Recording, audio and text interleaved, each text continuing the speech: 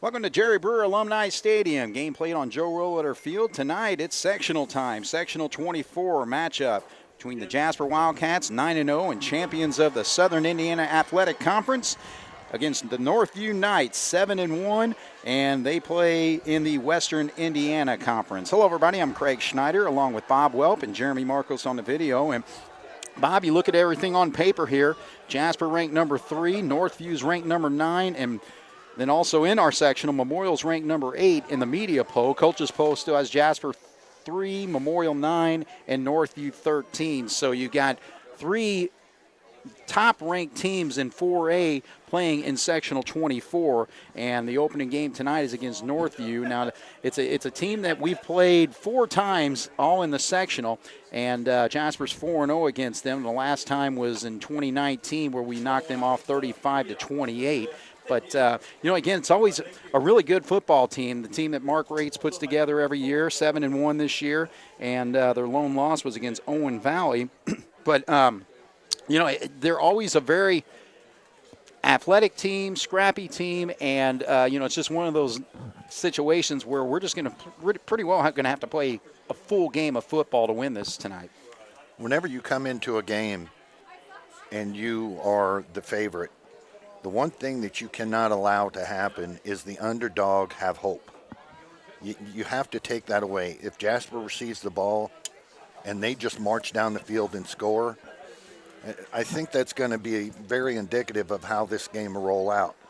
Now, Northview coming out, this team seems a little different. It's got a different vibe than what the Northview teams in the past have had. They beat both Terre Haute South and Terre Haute North, who, they've got athletes. Now, their records were down a little bit, but they played some very, very stiff competition. This sectional, I liken it to the baseball sectional. If you're going to win this sectional, you're going to earn it. Right. Well, and in the situation with this team, they're led by Dylan White, number 4. He's a quarterback that has completed 59% of his passes for 770 yards and 8 touchdowns.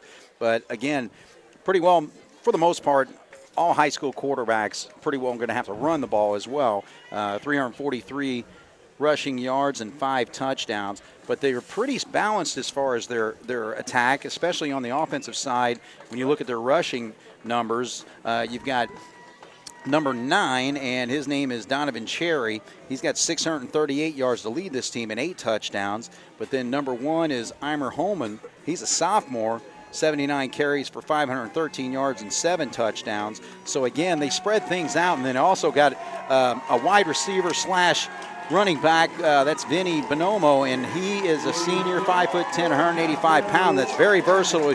He's got the rushing ability, and also he's their leading receiver as well.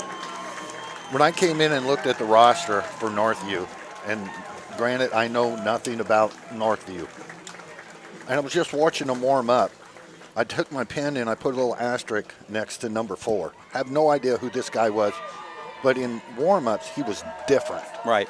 He could throw a pretty good ball. Now, he doesn't have a whole lot of height, but the way he ran, the way he was able to shift and be in that kind of a small load, he's going to be a handful tonight. Now, you did talk about their other options. Half, 6 one way, half dozen the other. Right. Well, and the other thing, too, is the Wildcat defense. Again, we'll see as far as like how they are with their offensive line and all that. But, our defensive front, we talk about how athletic they've been all year. I mean, when you talk about Foley, number 89 in one of the spots down there, Potts has been all over the place this year. And then, of course, Michael Beekler. Those guys all go both ways. But I really think on the defensive side of the ball, it's going to be very important for them to just be able to get after that quarterback. Because you think about when you run a play, it's designed a certain way, okay? But it's really what can that quarterback do when he gets flushed out of the pocket, and now all of a sudden it becomes a playground football game where you're looking downfield, receivers are going to have to make adjustments and all that, and then the quarterback with that run option, it's just you're going to have to keep him under control. Improvise. Right. That's what they've got to do. Potts and Wiseman and Beekler, they have been total animals as far as getting sideline to sideline. Right.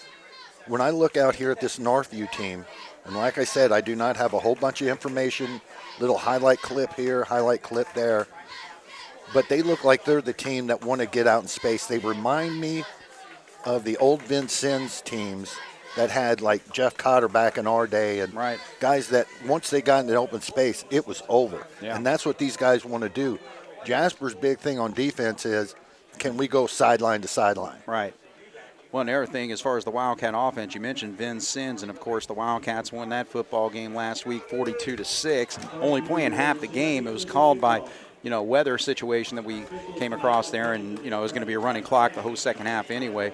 But you saw some familiar faces as far as the Wildcat offense there. Of course, Sheeter's been great all year. He had 2 touchdowns in that game.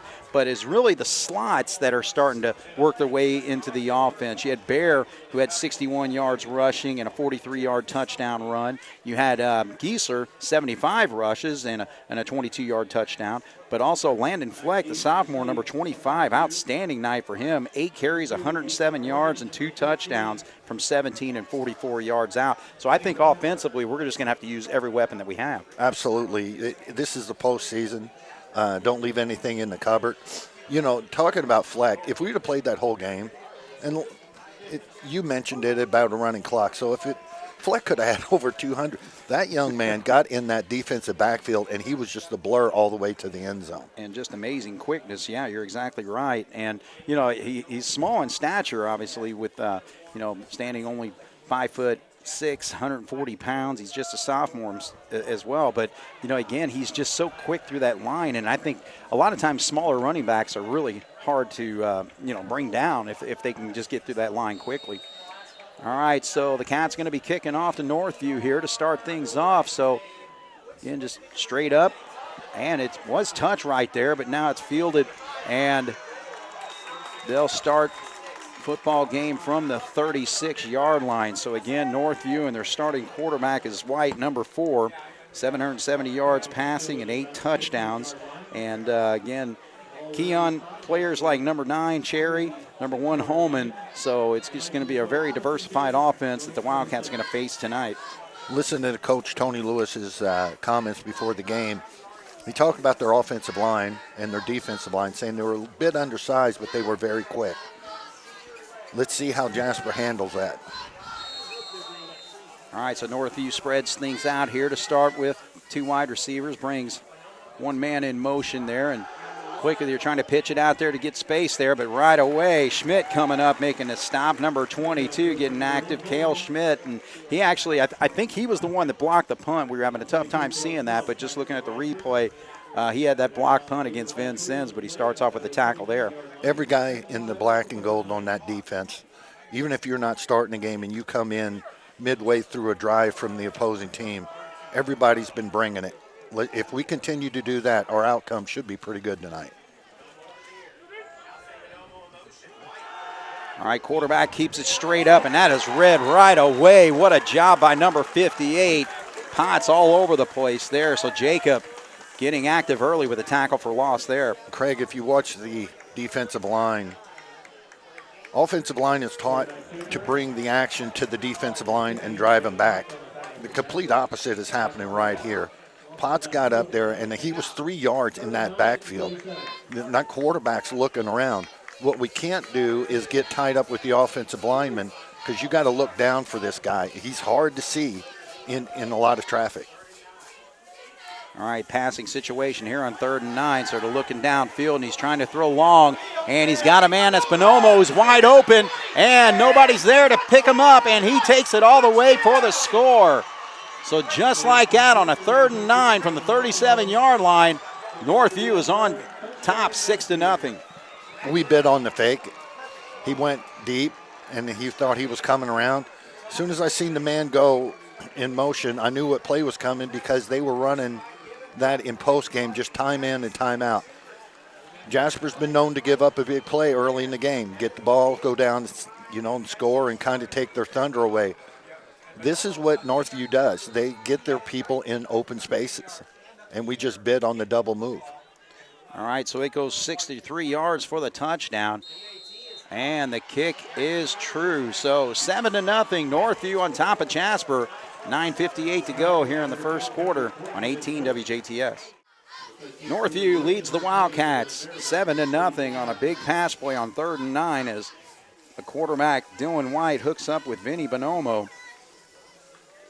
and goes 63 yards. So the Wildcats will have their first possession if everything goes as planned right here, trailing 7-0. Yeah, that was an explosive play. That's what Northview's about. In fact, almost all the teams that we played in the SIAC are that way. Jasper's been able to control it. Let's see if we can answer. Actually, just the second touchdown reception for Bonomo, but he's got 21 receptions for 244 yards before that big 63-yard play there. So Bear is going to field it right there at the 15-yard line, looking for space, and he runs to the right, and he'll be stopped at about the 24, maybe 25-yard line. See where they spot this, but that's going to be 1st and 10 for the Wildcats there. Northview's already proven that they've got quick guys that can get to the sidelines pretty quick. They've covered that up. Bear did a nice job on the cutback, but they took it away pretty fast. Now, when you run up against a team like this, it's just straight up the middle. And if they don't get low, good Lord Almighty, it could be a long night for them. But Jasper's got to answer here. All right, so the Wildcat quarterback, number 7, Grant Young, sets his team. He's got Sheeter, and he gets the first carry on the right side. Gains maybe about 3 on the play. Stopped by number 52, Colton McKee. Northview's trying to line up, and right before the snap, they're trying to time it to where they shift down. And they did a nice job of timing that one perfectly, because as soon as Sheeter came through, he was over in that hole that Sheeter was wanting to go. So 2nd down and 7 from the 27-yard line. There they go again. Shift on the line, you see that. All right, there's Sheeter. He's got some running room. He gets into the backfield. Nice run there all the way to the 40-yard line, so a pickup of 13 on that play. One of these times I'm going to sit down with Coach Lewis and I'm going to ask him, when you give the ball to Ashton Sheeter and he brings it up, is it his read? Or does he actually call a different play to where he runs it a little bit wider? Because when they shifted, instead of Sheeter going right up the middle, although he did get 4 yards, he came out to the tackle box on that one and really had a nice game. Ewing's back in the ball game tonight, so he's back in action. But there's a sack right there. Bonomo was the one who put pressure, and then it was finished off by number 54, and that is Gabe Strackerman. So that moves the Wildcats back 5 yards to the 34-yard line, so it's going to be 2nd down and 15 after that quarterback sack. With that size differential up there in the front, instead of having real long developing pass plays like that was going for the home run right there, take what they give you. Take the 7, take the 8, right across the middle. All right, so the option, pitch out to Ewing. Ewing's got room. He gets through the line of scrimmage, gets across midfield, and is run out of bounds at the 43-yard line. That was a heck of a stiff arm. This is where I'm very pleased that the face mask penalties usually come across the defense, because he gave him a stiff arm right up in the face mask and kind of bent his head back. Some officials will throw the flag, but fortunately for Jasper and Ewing on that run, they did not. So it's good to see Ewing back in action after that outstanding game he had against North. So he goes for 23 yards on that play, 1st and 10 for the Cats.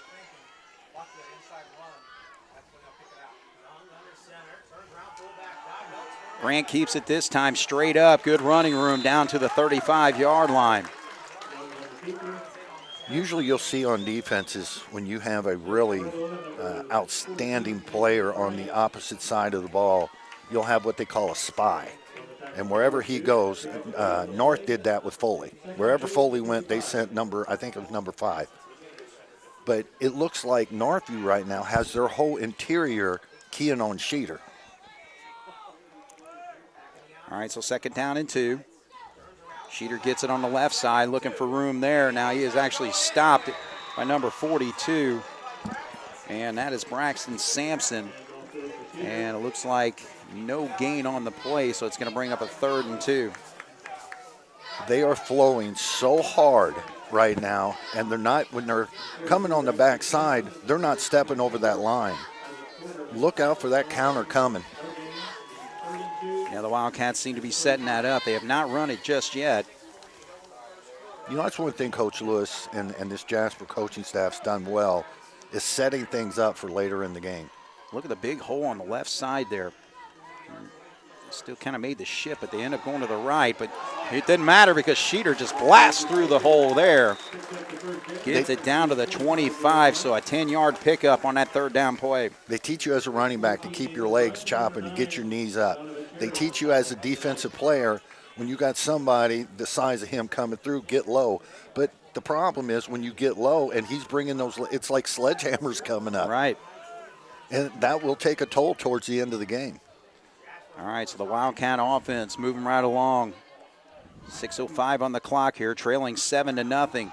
Grant Young keeps it. Good read there as he's able to get about 8 yards on that play all the way down to the 17. Excellent read. The pressure came hard from the backside.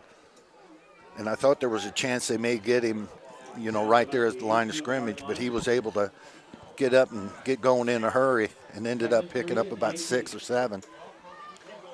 All right, so Northview, again with a quick hitter, a 63-yard touchdown play on 3rd and 9, but the Wildcats do what they do, and that is just sustained drives down the field, chewing up some clock with 5:24 left in the first quarter here. Moving right along. Now they pitch out there. That's Ewing. Ewing again looks very strong running the football, and he just plows right over number 2, Easton Morgan. If you notice Northview, the way they're slamming their ends down, that pitch that is usually way out here towards the sideline is now almost as soon as he's over the guard, that ball's gone. Right. All right, so 1st and 10 for the Wildcats at the 12-yard line. 7-0. Jasper Trails looking to put their first touchdown on the board. Sheeter. No, actually, it's an option play. They pitch out to Ewing, and Ewing showing a little gusto there as he was hit a couple times and stayed on his feet to pick up about 7 on that run. Yeah, there was a lot of moxie in that run right there. Hit it hard, was decisive, did not let the first man bring him down. Ewing looks like he's come to play tonight. No question. Again, he was held out in that Vincennes game last week, but doing great tonight against North. He had 4 carries for 111 yards and 2 touchdowns. So sets up a 2nd down and 3 from the 5. And then we can get a first down around the 2-yard line, but I'd just soon just punch it in. All right, so Grant Young, he may be close to that first down. Maybe just a shy short. Yeah, you're talking inches there.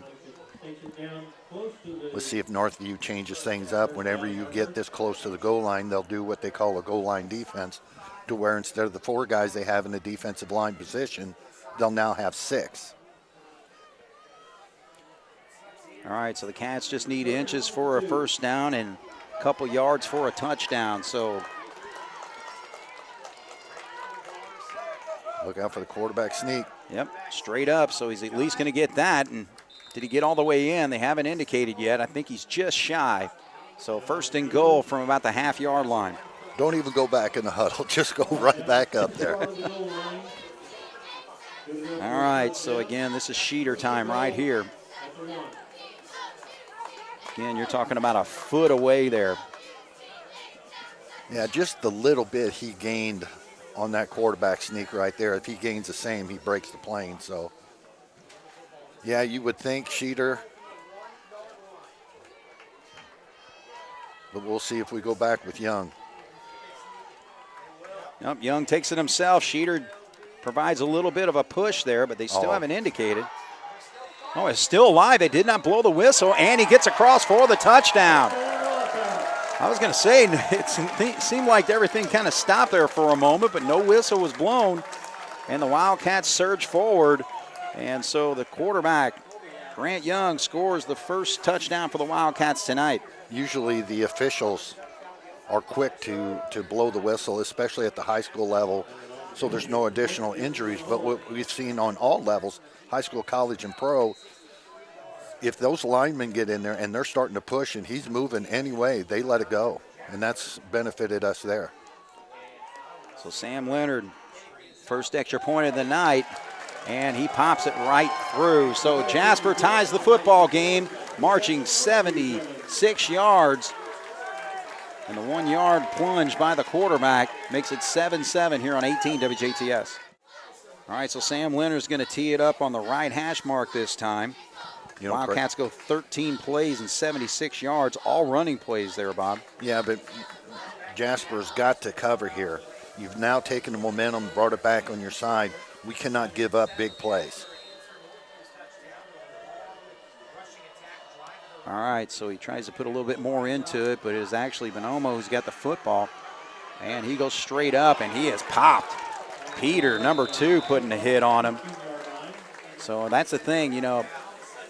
Again, it's a physical football game, and you just have to really be more physical than the other team, whether it's special teams or on defense, and, of course, on offense. But, you know, I think that's where the Wildcats are really just going to have to, you know, show their might as being a more physical football team tonight. Absolutely, and seeing Northview, they have not shown me anything to this point that they can physically match with us. But we cannot get arrogant in our defensive backfield because what happened in their first possession could easily happen again. All right, so they're looking to throw again, so they throw it out here in the flat, and that's Bonomo, and he makes a nice catch. So, again, he went deep on the touchdown play, obviously, going 63 yards, but a nice little out play there and picks up 9. Well, the first touchdown, Jasper showed more respect that time. That time they showed a little bit too much respect, but our defensive backs have shown the ability to adjust as the game goes on to the speed. So we just need to stay tight and go up there and get a couple stops. All right, so they give it in the backfield. That's Cherry with the football. He's got a lot of running room now. He's just going to race down the field. He could take it all the way. That's a stiff arm right there at the 10-yard line. But he gets knocked out of bounds. But, man, what a huge play there. So Northview just showing the ability to get chunks of yardage. Well, they're starting to go north and south.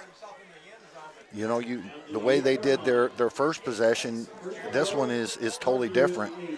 They're starting to go straight up towards the gut.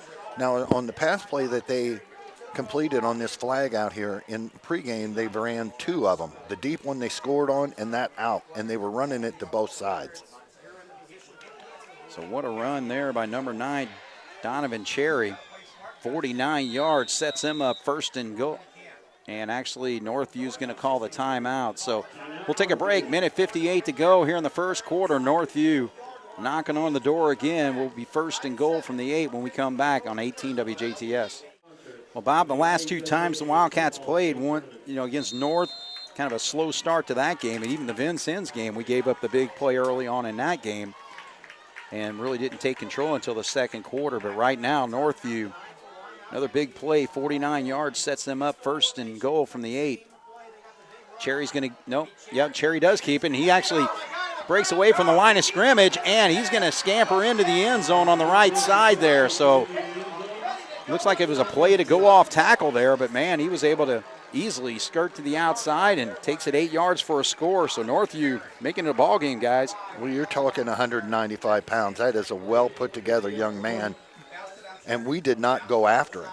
We were just kind of diving at him and taking our arms and flailing around. We got to get up into them. We have got to punish them with our interior line, cannot let them get through. So number 10, Patrick Corrigan, pops it right through. 14-7, Northview over the Wildcats. 1:51 to go here in the first quarter on 18 WJTS. All right, so far in this football game, Northview leading the Wildcats 14-7. Ranked number 9 in the media poll against the number 3 Wildcats, and they are showing their value as a top 10 team right now. Well, it's a very long trip down here, and I'm sure these guys want to be a lot, you know, be very joyful on their way back. Right. And the Wildcats have beaten Northview all 4 times we've played them, dating back to 2007.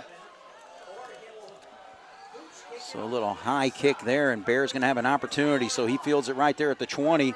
Tries to make a move, but he's going to be stopped right at about the 33-yard line. So the Wildcats will set up shop right there, 1st and 10. Minute 46 to go. Again, the last time, 13 plays, all running plays, went 76 yards. So the Wildcats just easily moved it down the field. Just one play went for a loss on a sack, but other than that, Cats just going to have to continue to roll. I'd be really happy if they could come out and do that. The problem is when you let a team score like that, you go down, false start, little holding penalty, it could throw everything off. All right, so the option play. Now he pitches out to Cooper Ewing, and Ewing's going to be brought down there. Number 8, Josh Wright, makes the stop. And they're actually saying they had the football, but are they going to say he was down? Nope, they're saying he was down and knocked out of bounds right at about the 35-yard line. The referee was already running over there, waving his hands in the air, so the play was dead. You didn't hear the whistle, but I definitely seen the zebra running over there, marking him down. So a pickup of about 2 on the play, 2nd down and 8. Northview 14, Jasper 7.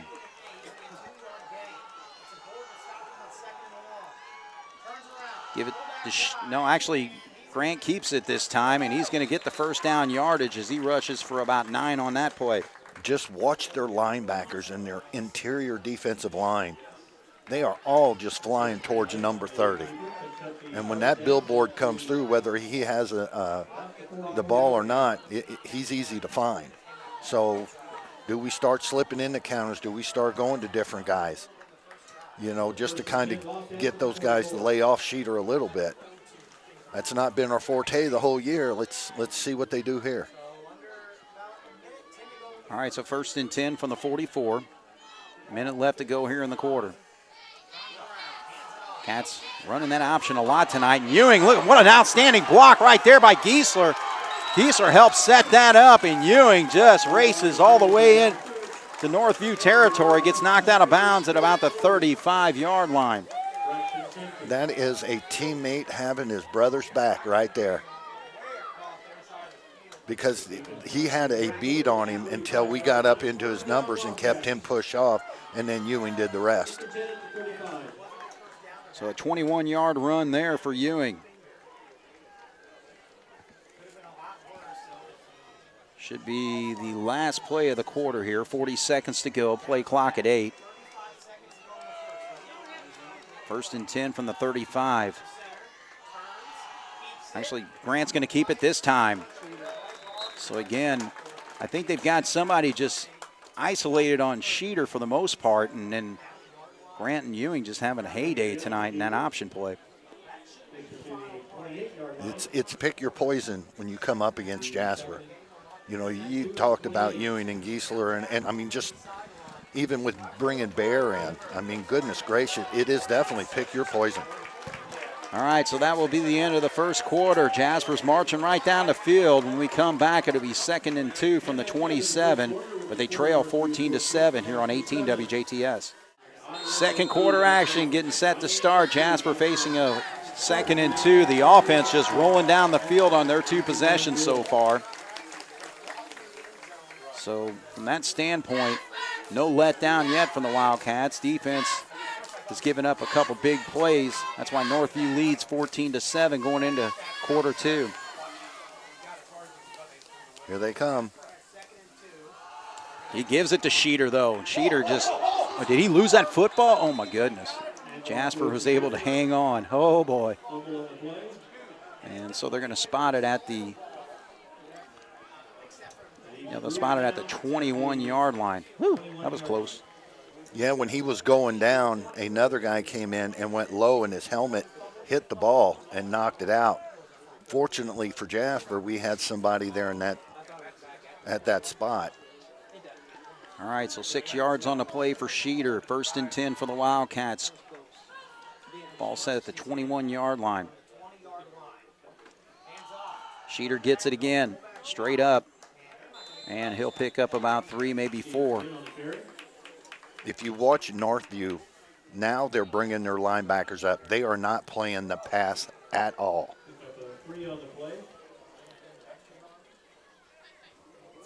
But if our especially if our center and our guards can control those 4 guys, that counter is going to be there. And you've seen Young actually keep the ball, pull it out, and get around the corner because we're pinching them down. All right, so 2nd down and 6. Young's got it, and he had to get away from, he actually got hit in the backfield there. I think that was Cherry who came back there and slowed him up, and then it got finished up, so he maybe picks up 2 on the play, but that play was slowed up in the backfield there. A great decision by Young on that one to eat that ball, because number 9, who took the big run for them on offense, was waiting to get a big run on defense. So he did a great job of fighting and getting what he could get.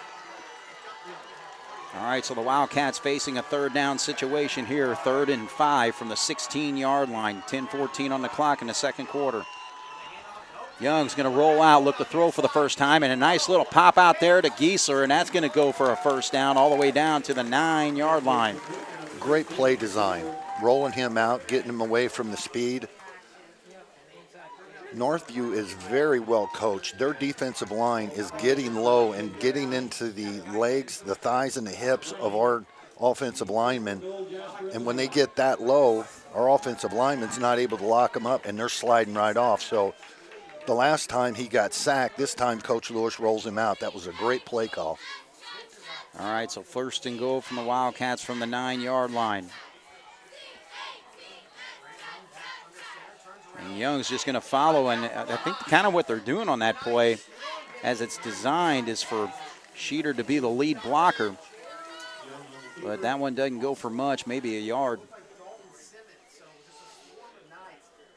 They are swarming, and we have not run any misdirection back the other way to keep those guys on the backside honest. It might be a situation where it's like, you know, we're moving down the field, so we just kind of keep that play in our hip pocket for whenever we really need it. Don't forget about Big O89 down here. So 2nd and goal from the 7. Pitches out. And that's Ewing. He loses the football this time, and I think Northview's got it. Oh, man, he just got popped in the backfield, and Northview comes up with the football. So they make a big play. So the Wildcats were deep into their territory all the way down to the 6-yard line, but that's where they recover the football, and they're going to take over 1st and 10 from there. These are just not fumbles. Jasper being lazy or, you know, not really being locked in and dropping the ball. And Northview's bringing the wood right now to Jasper. And Jasper has not responded. This is a huge defensive possession for Jasper. Yeah, I would say in that situation, once you get that close, again, just use power football, utilizing Sheeter straight up the middle, because they've just not been able to stop him. But regardless, it's a turnover, 1st turnover of the game, and Northview 1st and 10, deep in their territory here. And they are held up right there at the line of scrimmage, maybe gain 1. Good job by Jasper's pursuit to get in there. That young man right there is a load to bring down. And we've had the running back from Memorial and Harrison that were really good. This guy is different. He's built different. He's just a little lighter, a little smaller version of Ashton Sheeter. And he showed some speed, too. Absolutely. All right, so 2nd down and 9 here. Cats, if they can keep the field position shift as it is right now. Now the quarterback's going to throw out of it, and he throws out there, and way too high there for number 9, Cherry, so he's not able to retrieve that football as he was coming out of the backfield, so that's going to fall incomplete, stop the clock at 8:04, 3rd and 9. Bear had the inside track on that, so he had to lay it up, and hopefully, you know, Cherry could get his hand and tip it up and run underneath it, because if he threw it on a rope like he wanted to, Bear was going to the house with it, so he did all he could do. So 3rd down and 9. This is a huge situation for the Wildcats here. Northview turned a 3rd and 9 into a big touchdown pass earlier in the 1st quarter. And they throw it across the middle, and it just goes right through the hands of number 42, but Good job there. Number 11 putting a pop, Tyler Atkins, to disrupt that play, and so Northview's going to have to punt from their end zone. It was there. We're not getting the pressure on him, and he's getting back, able to set and get his foot and drive and really, really put some whistle on that ball. We have got to chase this guy down, and the outside guy's got to know that he's a runner too and knock down the pursuits. All right, so Luke Marlowe is a sophomore punter, number 6 back there. He is standing right there in the middle of the A in the end zone. And he gets a nice punt there, but that's a returnable. It's a low punt, so here comes Bear. We know his ability with the football in his hands, and he's able to get it to the 36-yard line. So outstanding field position for the Cats. So again, you turn it over, but the defense does their job there, Bob. It had to be. You know, we always talk in sports, whether it's football or basketball, about points off turnovers. Okay, we have a turnover, but they didn't get any points off of it. If you can keep that at 0, you're in pretty good shape. Now Jasper, all they have to do is go down and score, and it's like the turnover never happened. Yeah, and that's the thing. You know, again, your defense has got to respond in those situations. That's exactly what they did here. So the Wildcats will have 1st and 10 from the 36-yard line, 7:46 to go in the half, trailing by a touchdown.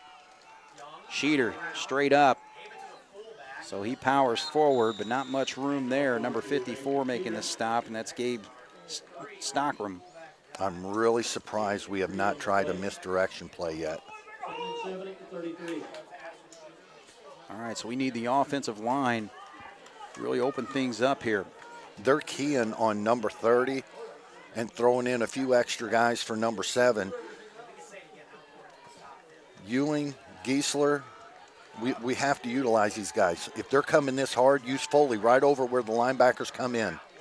Actually, play-action play here, and he's got running room. He can get to that pylon. Yes, sir, to the stick there. Good job, because he had McGimsey going deep, and he was well covered downfield, so a great decision by the quarterback. And they're saying, actually, he stepped out of bounds right at the stick, it looks like. So I think he might just be a shy short here. I thought he was way beyond the marker there when he went out. Well, he definitely, when he crossed the out of bounds over there, we could see him in between us and the stick over there, so I don't know where that mark comes from.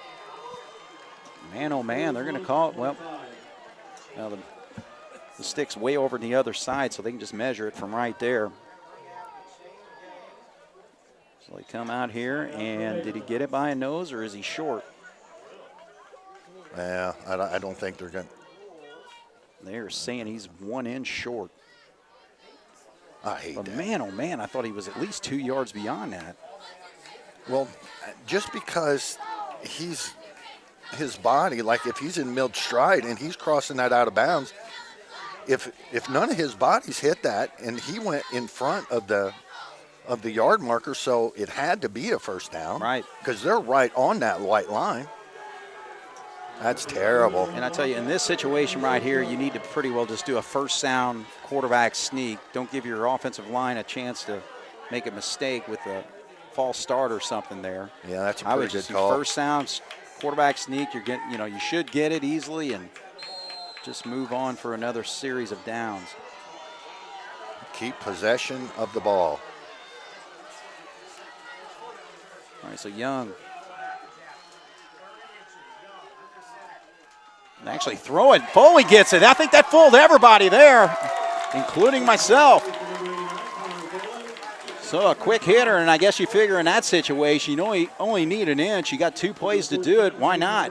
Would you believe me if I said I think they're going to go to Foley on that play? I wouldn't have believed me either.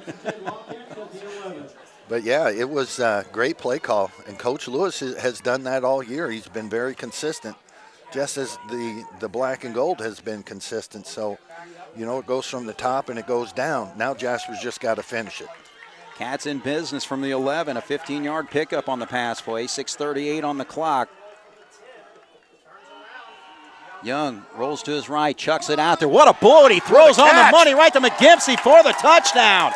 Outstanding play. What a throw and a great catch by number 6, Joey McGimsey, the senior. I believe that if that ball would have been painted black, there would be black on the tips of that defensive back because he was right there. And Young put it on a rope, put it right in the right spot. Gimpsey, I mean, he laid out for it.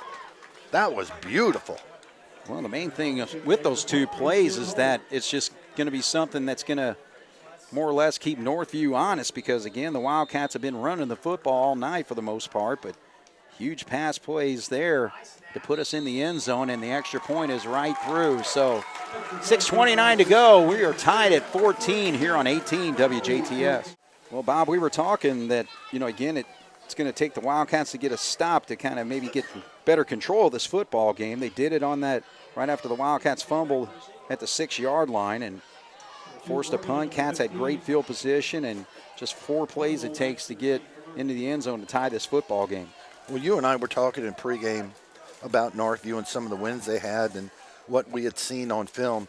You can't judge their speed until you see them in person.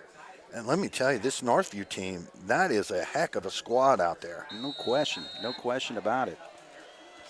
So this is quite a football game tonight, tied up at 14 with 6:29 to go, and we'll see what's going to happen here from the 10-yard line. So that's Bonomo, Nice job. And good job, McGimsey. 2 straight plays by him. Outstanding catch for the touchdown, and he trips up Bonomo as he was looking to get the outside there. And so Northview is going to have to start from the 22-yard line. So we just need to stay fired up in this football game. Absolutely. We got to get some pressure on their quarterback. The defensive ends, you can't really crash anybody out because he's one of their top 3 runners. Because their passes, he had to throw them a certain way because where our defensive backs were. But they were they were open. So we need to really close that down and get some pressure and make him throw off the run, see what he does there. All right, this time it is a design play for the quarterback, and nothing doing right there. Tell you what, Wiseman stripped the football from him, but man, what a play there defensively, and Wiseman being all over it. We were in there and stuck him on about 4 plays into their first possession. We got a good hit the second time. When Northview comes out and they take their quarterback and kind of slide him out to see where a hole opens up, that play is so long developing. The physical play of our defensive line, I don't know if that's a good call. Kind of like what the Wildcats are doing. Bonomo is now being picked up by Braylon Bear, and now they're trying to set up the screen, and they are able to get it there, and that's going to get some running room. Flag. Potts, we actually do have a penalty flag over here, but it was set up nicely. They got the ball into Cherry's hands. I saw Beeker going after him, then he retreated, but by that point it was too late, so it's enough for a first down if it goes, but it is a hold against Northview. Well, they took one of our guys and turned him sideways, but Beekler did a nice job. I mean, as soon as he read it, he stopped, and quarterback did a really nice job of putting a little air underneath that to try to get it over him, and which he was successful at doing. But you get the ball into Cherry's hand, if you're 2-3 yards behind him, you're going to have a heck of a time trying to catch him. No question about it. All right, so it will be actually, I'm surprised it wasn't further back, but it's 2nd down and 10. Well, it's a spot foul, so I thought it was. All right, so White's going to roll out here, and he's not got enough arm to get it out there to number 15, Bonomo. So that falls incomplete, so it's going to be a 3rd down and long here, 3rd down and 10. Yeah, I wasn't quite sure of what happened there. He done several of those in pregame. Now, granted, in pregame, you don't have a bunch of guys with gold helmets coming flying at you, but that ball seemed like it came out a little different, like he lost grip on that. It is a little chilly tonight, and that could really play an effect. Jasper needs a stop here. Yeah, it's about 52 degrees at kickoff, and it's supposed to drop down to as low as 45 here. So White trying to set up that screen again. They dump it off. Cats force him to the middle of the field, but they're going to have to make the stop. Oh, and he gets away, and he's going to take us all the way. Unless he can be chased down there, and that's Foley. He's our last chance, and he runs out of bounds. right at the 15-yard line. So unbelievable. The Cats force him to the middle of the field, but then all of a sudden he just gets away. So a big play by the sophomore, Eimer Holman. The one thing Jasper's been able to do in games past through the year is when there is somebody engaged with them, being able to shed them. They're having a hard time getting these white jerseys off their black jerseys. And he just cut it back, and he went. And I'm really surprised that he ran out of bounds because Foley, I'll give Foley credit for chasing down. They're not in yet. And actually, Jasper calls a timeout here, so they want to make a defensive adjustment. They got to make a stop here. They got a 1st and 10 from the 12. When we come back, 4:36 on the clock. Tie ball game here on 18 WJTS. All right, so Northview showing the penchant for the big play. That pass play went for 66 yards right after. They went right back to it after a holding play brought back the previous screen. Now the Cherry's going to get it on the right side, and he dances around, but he gets away, and the Cats have got to really make those stops on that first hit, and here comes a late flag. A very late flag, so we'll see what this is.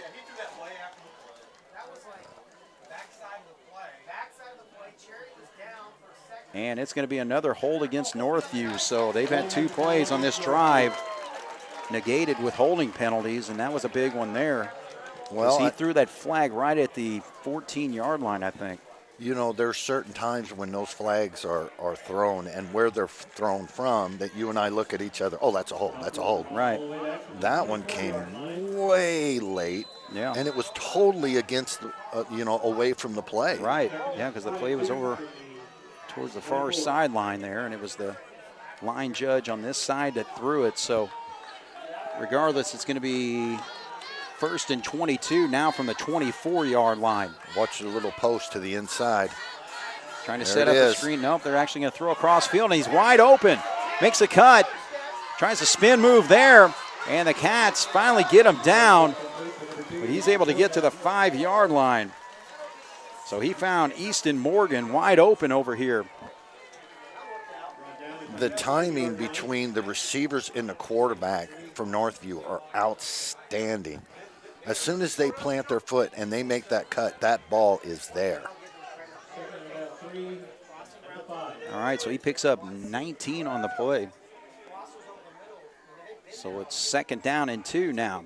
And playing good football, getting the play clock down, trying to run out as much of this clock in this half as they can because they can't stop us on offense. All right, so Bonomo gets it. He plows through the line of scrimmage and then is met, but he's going to be short, but I think he's got enough for the 1st down. So it's going to be 1st and goal from the 1-yard line. So pick up a 4 on that play. Well, we can't say that Jasper hasn't had their opportunities. There's 2 holding penalties on them. One was a spot, so made it 2nd down and 10. That one was 1st down and 20. The receivers are coming off the line. We're not making contact with them like we've been doing all year. But I will say this, they're playing extremely hard. Maybe we're just not able to. Jasper hasn't proven any other thing right now. Ooh, White actually lost the football, and it's still on the ground, and I think the Cats have it. The Wildcats have this football. He was knocked down, and it's recovered. And that's Giesler who picked it up. I saw that ball hit the ground right away, Bob, on that snap, and then the quarterback couldn't find it, and it was right there at his feet, and Giesler was able to spot it and pick it up. That's absolutely got to drive their coach over there crazy. The first penalty just drove him nuts. They overcame that one. Then they got that second penalty. They overcame that one, and then they fumble it. And they had Jasper on their heels. Well, the Wildcats did the same thing. Northview wasn't able to do anything whenever they got the football back, and the Cats had great field position, but right now there's 2 minutes and 36 seconds on the clock here in the 1st half.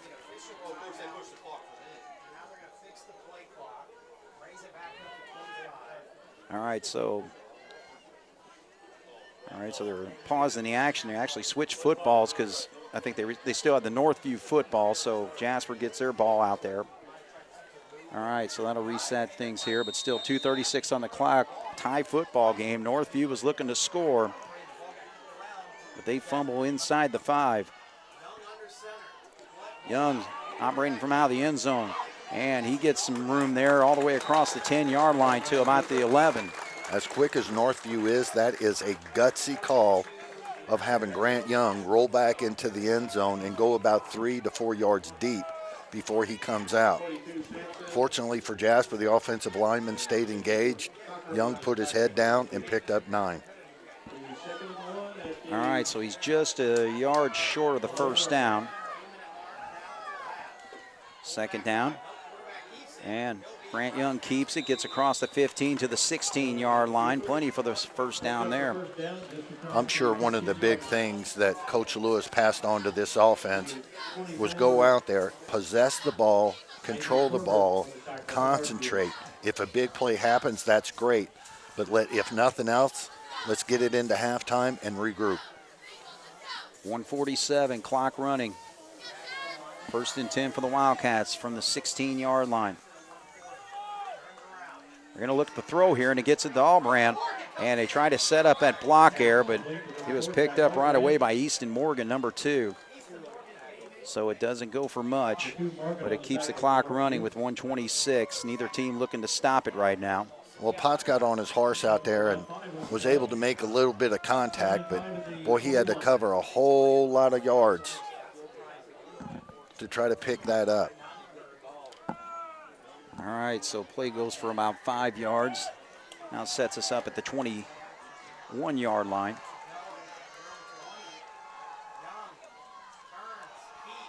Young cuts across field there. Slowed up by Bonomo, number 15. Also Cherry in on the stop. So, it's going to be another thing, too. It's enough for the first down there, but it's going to be another thing to see which football team is better conditioned. We've seen the Wildcats win that battle in a number of games this year, but they have quite a few players going both ways as well. Yeah, I know that there's some fans out here right now yelling at Lewis to get that play going. He's doing exactly what he should be doing. I agree. I totally agree. So it's going to be first and 10. We're down to 27 seconds here. He's going to throw across, and he gets it to Foley. Foley's able to break away. Oh, man, he is tripped up right at the 14-yard line, and that stops the clock with 19.5. I think at this point Lewis calls timeout because we've got 2 left. Now that you're up in midfield. All right, so the Cats hustle. They started the play clock before they even set here, so 14 seconds. He's looking to go long, and it's going to fall incomplete. So I think there was a little bit of confusion there because it seemed like Foley didn't quite run that streak pattern down the field. So it was almost picked off there by number 2, Easton Morgan. Well, Foley just not too many. Now he's been going both ways, but not too many plays ago had to chase down their guy, and because of his effort, we kept points off the board. That is so important, never to give up. But, yeah, it looked like he was a little bit gassed on that one. All right, so you got 7.5 seconds here. I'd just take a knee here. And actually, we're going to use a timeout here to discuss just that. So, all right, let's take a quick break. 14-14, 7.5 when we come back on 18 WJTS. All right, so the Wildcats call a timeout. Do we set up to go deep or just run it out? Well, you We're can splitting tell 3 wide receivers out. Yeah, you can tell the way Northview's playing. They're playing for the long ball. He just chucks it way out there, and it's actually going to fall incomplete. So we got another one. So, all right. So I just really don't understand that. Because if Foley does catch that ball and he makes any move to even get us into field goal range, that 3 seconds is gone. We throw that ball, it gets intercepted. They get to the sidelines. Yeah. Oh, it's touchdown. You're right. So Grant's got to be just careful here. If nothing's there, just get rid of the football, throw it away, and let's get into halftime and regroup. All right, so 3 seconds. This should be the last play of the quarter, or the half, actually. 14-14 is the tie score. Chucks it out there. Nobody's going to get to it, or do they? No, he does pick it off, but that's basically just a stat now for the defensive back. So number 6 picks it off, Luke Marlowe, but that ends a pretty wild football game. Northview doing the job with big plays in this first half. The Wildcats with sustained drives for the most part, getting their scores. Although they did have, both teams fumbled inside the 10-yard line. Wildcats were at about the 8-yard line, and Northview was actually right there at the 2. So, I don't know, crazy football game, but hey, we're all knotted at 14 right now. Well, it depends on the adjustments, who I do have to say I would give very high marks to the Jasper coaching staff when they come out at the half. I mean, you look at North. North was really strong, big up front on both defense and offensive line, but Jasper seemed to come out as a different team out of halftime. I don't know exactly what they told them. But when they come in here, all Jasper has to do, and I know it's easier said than done, is take away that silly big play. Right. And we definitely saw big plays, and their first drive, they went 63 yards on a touchdown pass on a 3rd and 9. The Cats had a tackle for loss right before then. And then the Wildcats went 13 plays, 76 yards to get their first score, all running plays, to tie the football game at 7. And then Northview on their next drive just took 3 plays actually to get into the end zone after a 9-yard pass play. Cherry ran 49 yards all the way down to the 8, and then one play later put them in the end zone to take that 14-7 lead. Then the Wildcats marched from the 33 all the way down inside the 10, but lost a fumble. And, so then, but defense did the job right there, and, basically 3 and out for Northview. And then Wildcats just took 4 plays to get their second score to tie this football game.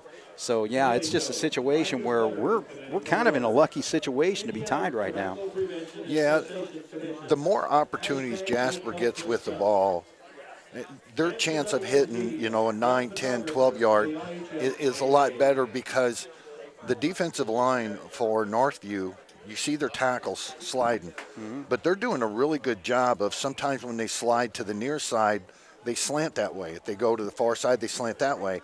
But then I seen them come to the near side and then slant the backside. Yeah. So they're doing a great job of mixing it up. So if we can have a sustaining drive and get 11, 12, we're going to hit them in the slide going away from us, and the big play is going to happen. Right.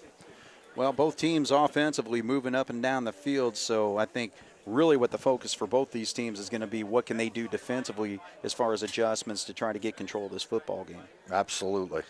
All right, so we'll take a halftime break. 14-14 tied here on 18 WJTS. All right, we're at halftime here. The Wildcats and the Northview Knights tied at 14, so we'll take a look at the numbers here. Bob had to hustle up the bleachers here, so I'm kind of catching my breath here. All right, but take a look at the numbers. The Wildcats, 35 plays, 217 yards. So more than double the plays of Northview, 15 plays, 217 yards for them. So Cats had 20 more offensive plays to get the same amount of yardage. And taking a look at the rushing numbers here. Grant Young leads the Wildcats with 62 yards. Cooper Ewing with 60 on 6 carries, and Sheeters got 7 carries for 39 yards. Cats passing game 5 of 8 passing for 56 yards and a score. And Foley with 2 catches for 33. But McGimsey, what an outstanding play he had on that touchdown grab for 11 yards. But I think really both these teams going into halftime trying to figure out what they can do defensively to make some adjustments to get better control of this football game. And on opposite sides of the spectrum, you look at the first downs. They had 4 first downs. We had 14. You Right. talked about time of possession. You talked about the number of plays. That tells you all you need to know. You hear those stats, you're like, well, Northview scoring, big play after big play, only 4 first downs, and they got 217 yards, just like Jasper. But I will say this for the Jasper Wildcats. All they have to do is gaze across that field and see that that team in white over there is as fired up right now as they were at the beginning of the game.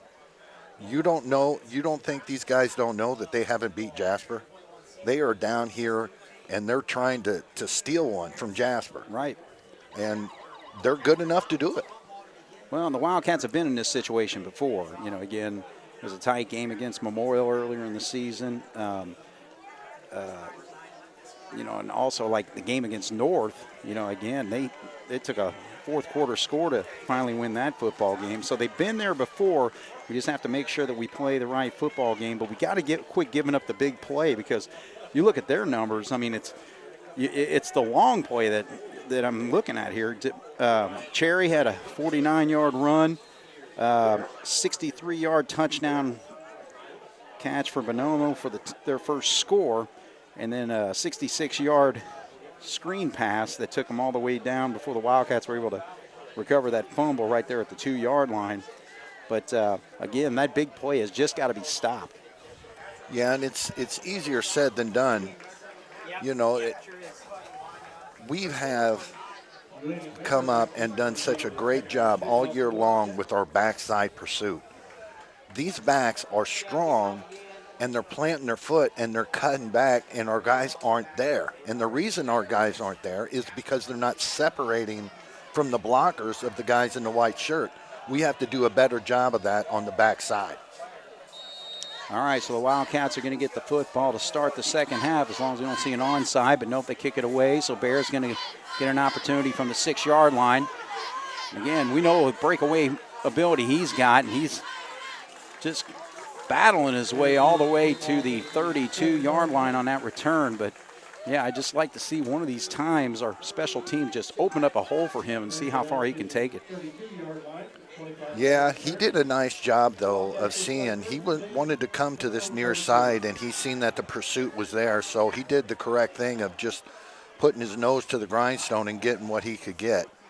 Now, I can't imagine that there's going to be a whole lot of change the way Northview's playing defense, because their defensive coordinator has to be pretty pleased. All right, so the Cats split things out to start this second half. And quickly they throw it out there to Foley, and boy, it was just, I don't know if that ball slipped out of his hands or what, but that wasn't even close to being completed there, so that ball's incomplete. Second down and 10. Well, if you're going to throw the ball, if you're going to put it up, of course you have to execute, but do it on a down to where they are not looking for it to come, which is what Coach Lewis there. And like you said, every once in a while, those coming right out of halftime, and ball's probably a little chilly, a little slick. Yep. So at least we live to fight another day. All right, so second down and 10 from the 32-yard line. Just underway here in the second half. And there's the counter play, but they read it right away, so they've been studying, I think, for that play, and Cherry slows it up and only gains about 2. Well, their coaching staff had to be sitting there just surprised as we were that we didn't see that in the first half, and they had to know that it was coming. All right, so the Cats facing a 3rd and long here, 3rd and 8 at the 35-yard line. We've been decent this year in 3rd and long. Calling it 3rd and about 7.5 maybe. Regardless, they got a long way to get the first down here, and they're bringing the heat. It. So they're going to run the option, and he's pushed out, and there's nothing there, and that's going to go for a loss. So Northview doing an outstanding job defensively. They made their adjustments, and they knocked Ewing back for about a 5-yard loss there. So Cats are going to be forced to punt. I think Jasper's big success right now is going to be from tackle box to tackle box. Young's had some nice runs in that first half, and he cut it up right there by the tackles. They're undersized, but, man, they're fast. All right, so Cabrick's going to have to punt for the first time tonight. And they get close to it. And he calls, well, and actually takes a Northview bounce. And so they're going to have outstanding field position from the 42-yard line for their first possession of the second half. So, again, both these teams were locked even at halftime, 14-14. The offensive yards set 217 for each. But Northview with great field position to start things off, actually at the 43-yard line with 10:21 to go here in the third quarter. I think it's interesting Jasper struggling on their first offensive possession. Now, it's yet to be seen, but how many times have we seen these games to where it looks like big play after big play, and then the second half is a defensive struggle? Let's hope that's the case. All right, It's so White open.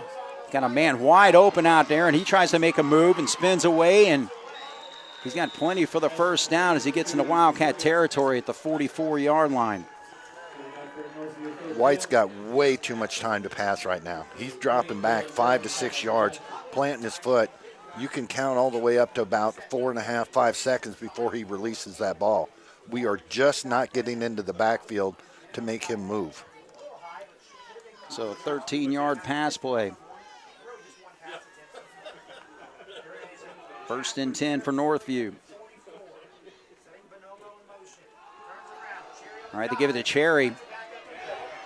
You know, again, he's got the combination of strength and speed, so he can absorb that contact at the line of scrimmage and dart to the outside. We saw him take a 49-yard run earlier in the ball game. I tell you who he is. He's Isaac Day. Being able to plant that foot and get your start-stop speed going in really quick, and if you do have contact, being able to spin out. So he picks up 6 on that play. Second down, and we'll call 4.5.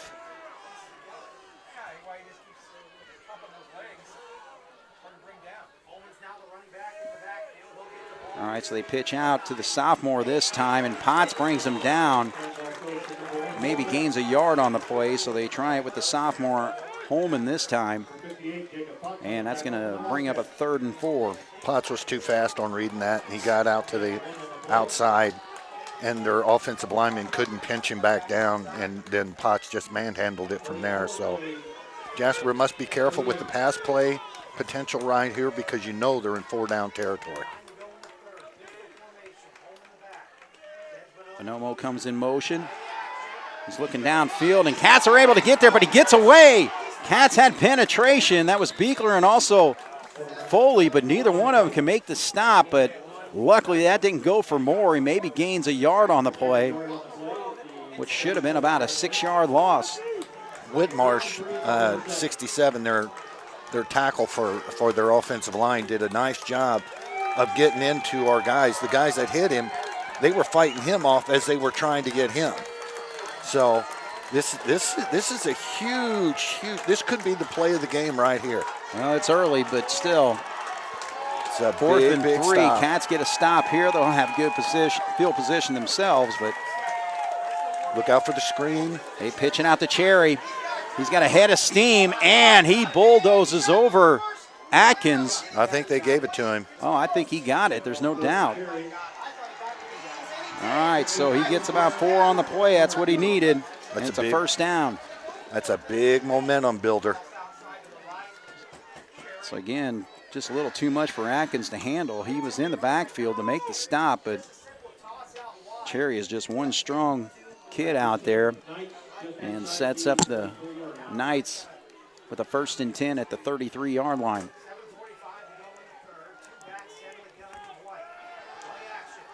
Looks to throw. Bonomo's got it. Good job by Cabrick to pick that up quickly, but it does go for about 6. You know, you were talking about Cherry a while ago and his ability to get out. I was talking to the Northview radio guys during halftime, and he's actually a transfer in from Terre Haute North. Oh, wow. Boy, that's like kind of like winning the lottery, isn't it? Well, and that's the thing. I mean, they pretty well manhandled both North and South this year. I mean, neither team had very good records, but still. You know, this is Northview from Brazil, Indiana, and to be able to kind of cherry pick from Terre Haute. All right, and speaking of cherry picking, the Wildcats pick him up in the backfield and knock him back for about a 5-yard loss. Well, we popped through there really good when their guard pulled out. That's if you're lined up against that guard and he pulls out, you know exactly where that play is going. So you just follow that guard, and that's what we did, and we were able to drop him back and get him in a 3rd and long. Now, if they throw the ball, can we do something about it? Because they're getting 7-8 yards a clip. Right. All right, Cats make one change. They bring Ewing in one of the safety spots and take Schmidt out. So a 3rd down and 9. I think they're trying to, oh, there's a hold right there, and no, the ref did not call it. My goodness, was that a hold? Unbelievable. Absolutely unbelievable. How could you? I mean, they literally tackled the player. Oh, my goodness. Oh, my goodness. I could not believe that. All right, well, regardless, he connects with number 42, Braxton Sampson, and gets it all the way inside the 10. But, oh my goodness, we had a man just absolutely tackled in the backfield in front of that referee with a white hat on. Unbelievable. Yeah, that's just one that there's no explanation of trying to explain why he didn't throw it. He just didn't throw it. All right, so Cherry's dancing around there, and the Cats have to gang tackle to make him stop. He gets inside the 5 to the 4-yard line. But man, oh man, I tell you what, that was the most obvious hold I think I've seen in high school football, and it was right in front of an official.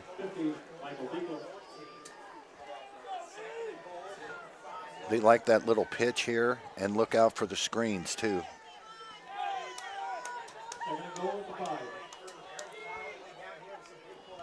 All right, so he's inside the 5 here. White wants to keep it himself this time. Cats eventually slow him down. So Foley was in on the stop. So another 3rd down situation, but this is 3rd and 2. We saw him fumble the last time they were this deep. Now, there'll be a little bit more concentration here. Let's see if they put Cherry in the backfield with him, which they do. Last time they put him on that side, they ran him wide to the right because he's got the speed to hit the corner. And if you're going to try to hit him face up, he's going to drive you back 2 yards. All right. See if they go with a quick twitch.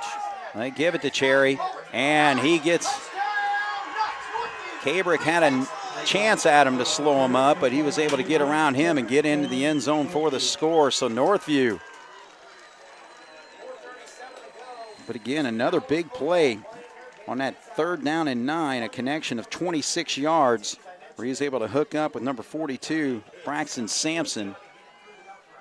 And they then work it into the end zone for the touchdown. Yeah, they did a nice job of getting up. They caught a big break when they didn't throw the holding call. I've heard their guys sitting over here to the left of us saying, boy, we got away with one there, but they were arguing about the one in the first half. But these guys in the black and gold got to remember, you just control what you can control. Right.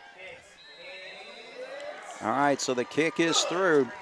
And Northview, their first possession, get a touchdown on the board, and they lead 21-14 here on 18 WJTS. The outset of this football game, I was talking about that, if we can force White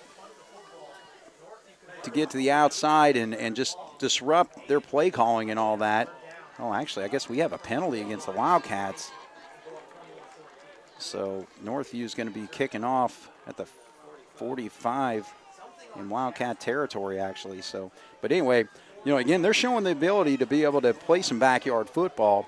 And, again, that pass play, yeah, we were complaining about the hold and all that, but still, he was able to look downfield as receivers made an adjustment there, and he was pretty well wide open for that 26-yard hookup that eventually led to their 2-yard touchdown run. But, again, the big play has just got to stop for Jasper to have any chance of winning this football game.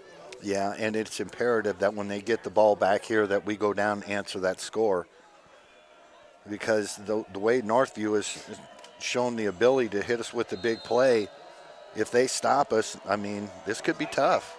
Yeah, they go for the onside kick, and look at this. The ball is on the field, and I believe Northview has it.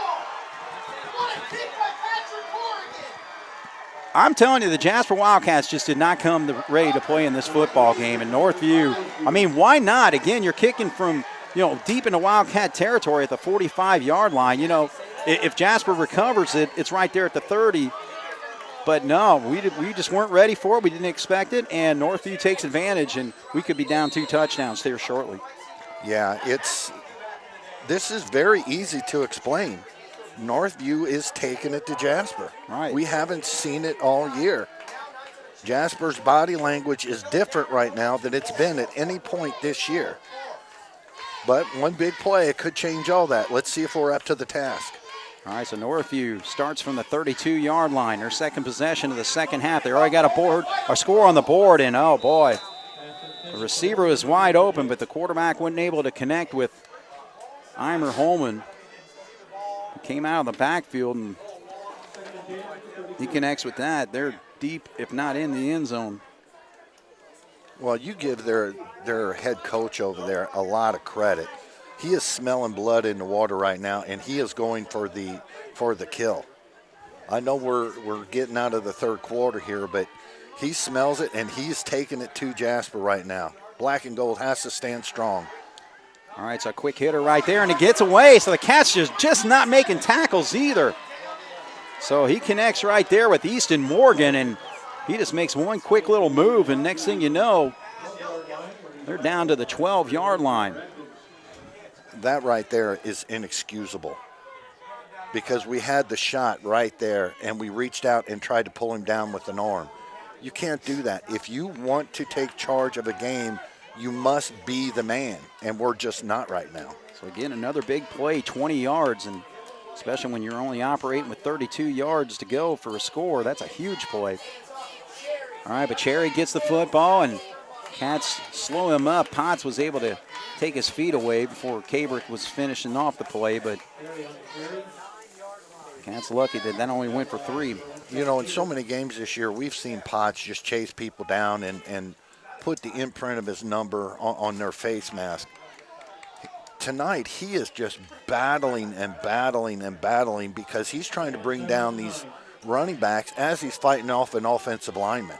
They are doing a great job of staying with their blocks. So second down, and actually they can get a first down to about the 2-yard line. There it is. Again, setting up that screen, throws it out there and is able to connect. Beekler was right there on him, but nice high jump there by number 9, Cherry. Hauls it in.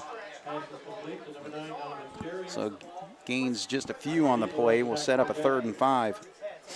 Well, that was the one thing. You know, people has hit routes, seam routes especially, going up the hash marks on Jasper. But we've done such a great job of keeping their yards after catch down, where it's not really happening so far tonight, although on that play it did. All right, so again, wide open. Just look at that. A little hidden route by number 42, Braxton Sampson. No Wildcats even close to it, so that was just way too easy to get that 8-yard touchdown. They took both their receivers, went into the post like they did last time, and they were trying to force it in. They brought their other dog on this side and tried to run him to this, and you're exactly right. 42 stayed hidden and then just popped out. Closest person was Sheeter, and he was 7 yards away. All right, so now the Wildcats in a big hole here, down by 2 touchdowns. The defense just not able to make stops, and Northview now up 28-14 with 2:35 to go here in the third quarter on 18 WJTS. All right, so Northview, 2 scores on the board here in this third quarter, and they lead 28-14. And I don't know what the officials were doing, but they were way downfield. They're waiting for the football to come up here. Maybe they were discussing the holding penalty that they didn't call. Well, Cats But need to that be ready happens. for another onside kick. You never know. What do they got to lose? And I tell you what, I mean, look at all the space between where Schmidt is and our near sideline here. I mean, I know they got it on the right hash, but, boy, if he can just boot it over here and –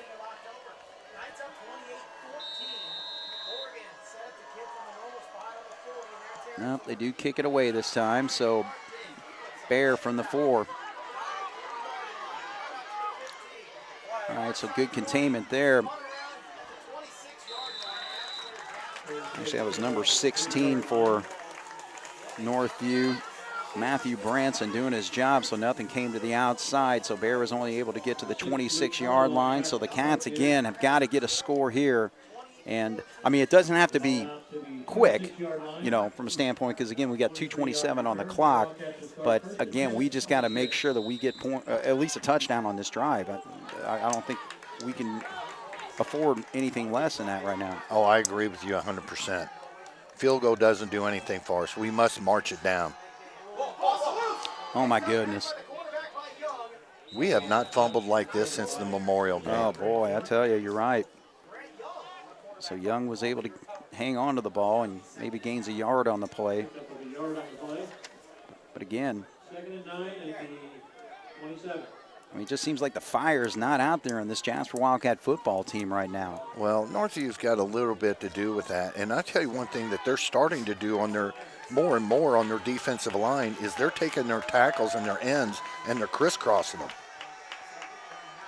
And they crisscross the two inside guys. All right, so Sheeter on the right side gets across the 30 to about the 33-yard line, so it is going to be a third down. That's what's confusing our big guys up front because they see a guy and they're normally used to them slanting to the left or to the right. These guys are actually standing up, taking a step back, moving over about 3 yards as the other guy comes under, and you're looking up and you're like, who am I supposed to hit? Yeah. You know, when it gets down to that, the old coach used to say, just hit the guy in front of you. Right. All right, so Northview Huge play for Jasper. doing the job defensively as well. And everybody's up. All right, so Young, now he's going to have to pitch out to Ewing, and he is not going to get, well, it might be close. I think he's going to be about a yard short. They're bringing everybody up. They literally have 11 guys up on the line of scrimmage. Okay, so I thought maybe he got beyond the 35-yard line, but they're going to spot it right there, so. I think at this point you got to go. We have not shown the ability to stop them anywhere on the field, so what does it really matter? This could be the play of the game. I know we got a full quarter left, a minute left in this one, but man, you got to win it with might, and I say you give it to Sheeter. If he doesn't get it, well, it's just not our night. So they give it to Sheeter. He plows forward again. We talk about him, men among boys, all season long, and he showed it right there to get those 3, call it 4 tough yards. Tough, I'd say. He put down a shoulder, and whoever that guy was, I didn't see his number when they unpiled, but he went down to the dirt hard. We just need to do that. We need to get down and get a score. All right, 1st and 10 for the Cats. Sheeter. Yes, Sheeter, there we go.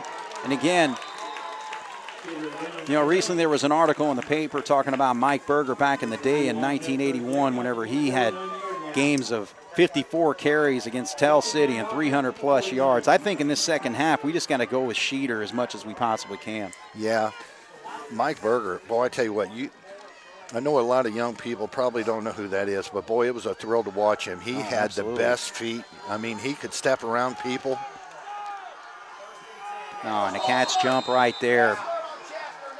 They actually brought Fleck in. He was going to get his first opportunity for a carry tonight, and the sophomore just wasn't quite all there, and he jumps, so it's going to move us back 5.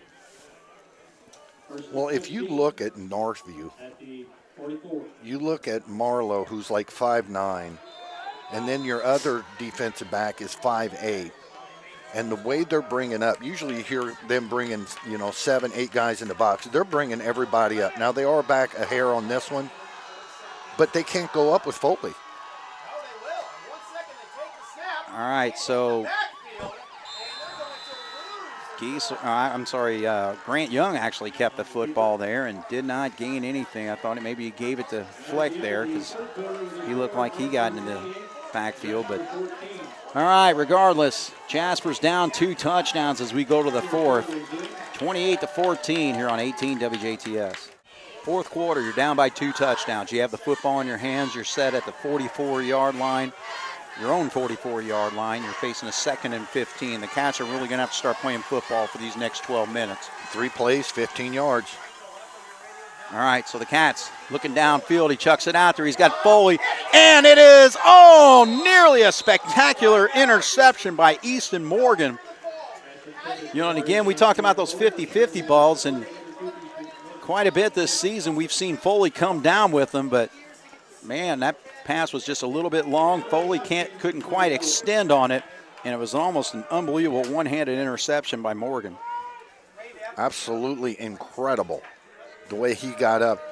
My question is, why are we sending him so deep?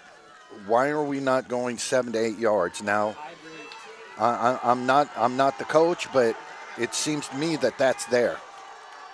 Cats go for the home run there now on 3rd and 15. pull it across, and he's able to connect with Giesler. What an outstanding catch there, a sliding catch.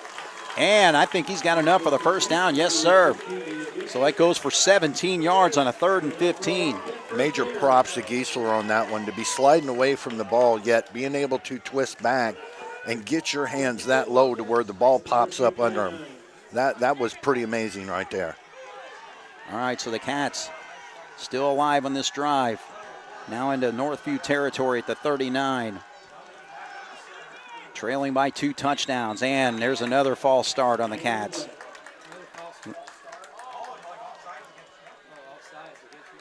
I was going to say, when he came in motion, I didn't see anybody jump. And when he went, he was going in motion, so he was totally legal. All right, so this does go against Northview. So, well, Northview's doing nothing right now but bringing the house. They're running stunts. I mean, their defensive coordinator is calling a really good game. They're executing. They're crossing their interior guys. Everybody seems to be very well disciplined. Here they come again. So the penalty moves it to the 34. Grant Young keeps it, and he is popped right there. So number 42 is one charged up football player. He's made some plays offensively, and now he makes a nice pop there. So Braxton Sampson. So it's going to be just shy of the first down. They'll spot it at the 31. Their linebackers are doing a really nice job of coming up and then reading the play. And instead of coming up and challenging the strength of Jasper's offensive line, they're taking a half step back and just racing to the outside and getting around us with speed. All right, so second down and a short 2. Cats looking to throw out of it. Grant Young, though, sees an opening. He's going to get the first down yardage. So he's able to get across the 30, and they'll spot it actually at the 27-yard line, a pickup of 4. Well, I don't want to say Jasper has to play with urgency right now, but I would sure pick up the pace. We're down to, 10:32 right now. Once he blows that whistle, here we go. With the 2-possession lead for Northview, they're very happy with Jasper eating up a bunch of clock. Oh, look at the penetration there. Cherry just came flying through untouched, and he knocks Young for about a 4-yard loss. As I have mentioned all year long about Coach Lewis and him being on fire on the calls that he makes and when he makes them, right now that award goes to the defensive coordinator for Northview. He is calling everything just right. It's at the 30-yard line, so a 3-yard loss. Now the Cats looking to throw, and again, there's just no flow to the offense right now.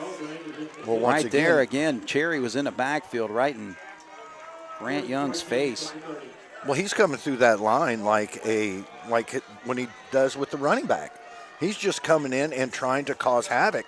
And so far on this particular set of downs, he has done an outstanding job. All right, so he disrupts a pass play there. He knocked the quarterback for a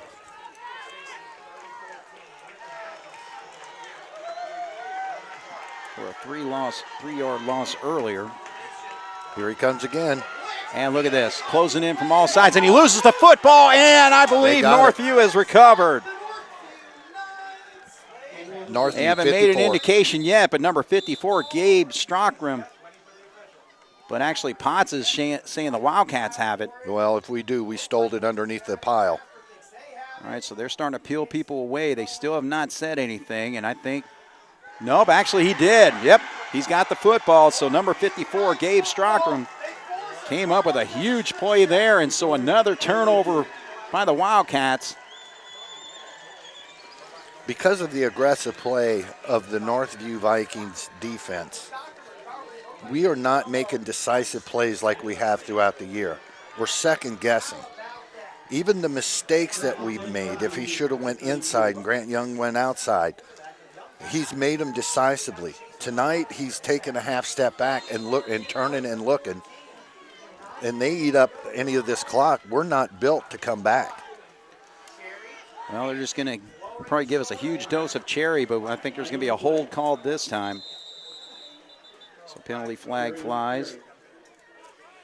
But yeah, another costly turnover by the Wildcats. Again, on a drive where they really need to score. They're down by 2 touchdowns. Yeah, that's going to help a little bit here, but still 9:31 on the clock. Northview with a 28-14 lead and the football in their hands. That's a penalty that moves them back 5 yards. Coach doesn't really like to see that. But what that also does is there was time that was eaten off on that play. So the play doesn't exist, but yet time had gone away. So now that they've taken the ball, we're back into a 1st and 20. We're not bringing heat the way that we did during the year. It looks like a different Jasper team out there tonight. Right. All right, so 1st and 20. And Foley's going to get after him, and he throws him for a big-time sack. So White didn't really have any opportunity to get rid of that football, so Foley just stayed after him and knocks him all the way back to the 7-yard line. Well, so Foley's made the 2 big energy plays tonight for Jasper. He's chased the guy down here on the 10-yard line, forced him out of bounds, and that one there, he just got to White, which we haven't been able to do all night. Jasper finally got some pressure. He had to move out of the pocket. Foley finished it. So a loss of about 15 on the play. Now they're facing a 2nd and 35, but they let the play clock go all the way down to 5-4, and they're going to have to be forced to call a timeout. I think the coach is okay with that, though. Right. All right, so we'll take a break. Cats need to get more defensive plays. They got to get the football back and get another score on the board. They're trailing by 2 touchdowns with 8:44 to go here in the 4th on 18 WJTS. Well, Bob, Northview facing a 2nd and forever, but you know what? They've been making forever plays all night tonight, so this is not safe. Last year we talked about Jasper and their inability to get teams in 2nd and 3rd and forever and stop them from getting a 1st down. We've done that all year, but not tonight. All right, so the quarterback's going to keep it this time, and not much there. It stopped at about the 9-yard line, so the thing is they're going to let that clock run. So they'll use a good 35 to 40 seconds of that play clock. So 8:24 on the clock, 3rd down and 32 is what Northview's facing.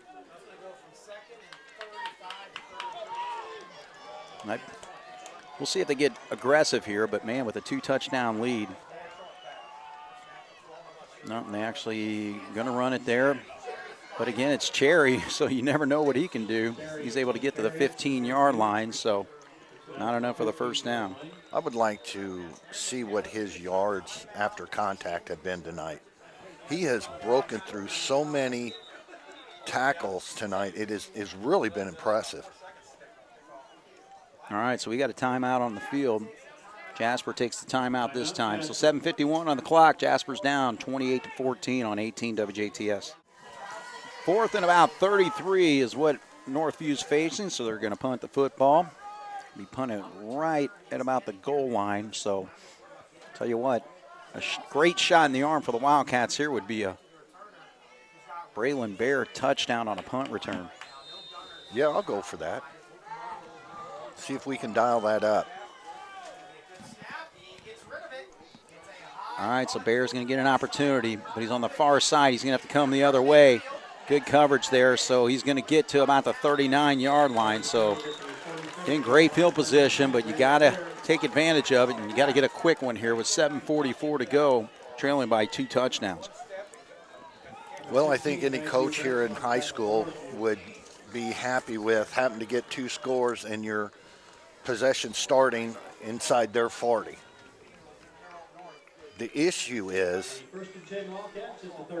can we move the ball down the field, get the 1st downs, keep as much time on that clock as possible?